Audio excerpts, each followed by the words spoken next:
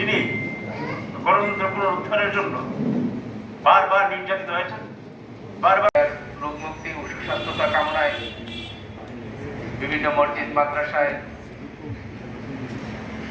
খুতবা ইউনুস সহ দোয়া পড়ানো হয়েছে। আজকেও এখানে দেশনেত্রী বেগম খালেদা জিয়ার রোগ মুক্তি ও সুস্বাস্থ্যতার কামনায় দোয়ার আয়োজন। চেয়ারপারসন সাবেক তিনবারের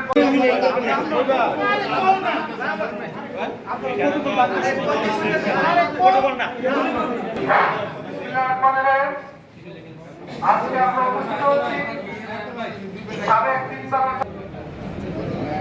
দেশনেত্রী বেগম খালেদা জিয়ার অসুস্থতা, ওনার সুস্থতার সাবেক তিনবারের প্রধানমন্ত্রী দেশনেত্রী বেগম খালেদা জিয়ার সুস্থতা কামনা করছি। সবাই দোয়া করবেন আমাদের নেত্রী দেশনেত্রী বেগম খালেদা জিয়াকে যেন আল্লাহ তাআলা এবং সামনে নির্বাচনে যেন উনি মাঠে থাকতে পারে এবং বাংলাদেশকে সুন্দরভাবে পরিচালিত করে।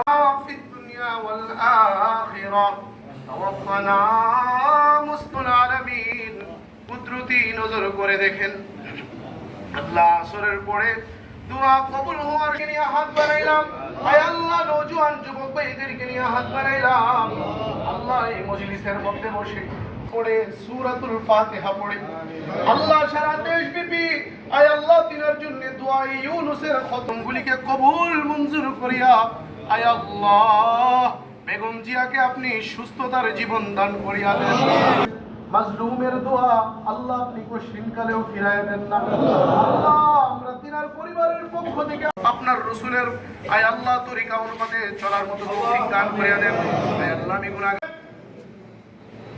এই দেশের যখন কোনো দুর্যোগ এসেছে, শহীদ প্রেসিডেন্ট জিয়া রহমানের মৃত্যুর পরে যখন এই দেশে বিএনপির হাল ধরার মতন কোনো লোক ছিল না, ঠিক তেমনি মুহূর্তে একটা ধ্রুবতারার মতন সেই আমাদের দেশনেত্রী বেগম খালেদা জিয়া ঘর থেকে বাইরে হয়ে রাজপথে এসেছেন। আন্দোলন সংগ্রামের মাধ্যমে বাংলাদেশ জাতীয়তাবাদী দলকে সুপ্রতিষ্ঠিত করেছে।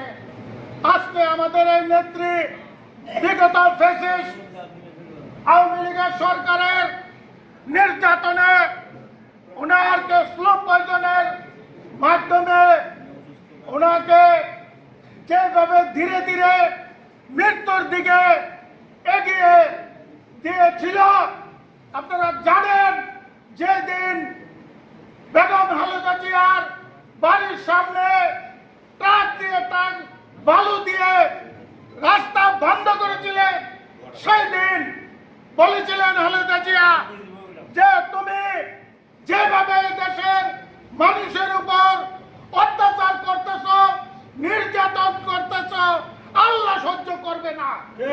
ঠিক আমরা এই জিনিসটারই প্রমাণ পেয়েছি। গত 5 আগস্টের এই দেশ থেকে শেখ হাসিনা পালিয়ে যাওয়ার পর সেই কথার প্রমাণ 100 মিলেছে। কারণ আমাদের দেশ নেত্রী বেগম খালেদা জিয়া এত নির্যাতন, দুঃখ, কষ্টর মাঝেও এই দেশের মানুষকে ভুলে নাই, এই দেশের মাটিকে ভুলে নাই, এই দেশের স্বাধীনতাকে ভুলে নাই। উনি অতন্ত্র প্রহরীর মতন এই দেশের প্রতি দায়িত্ব পালন করেছে, আমাদেরকে আগলিয়ে রেখেছে।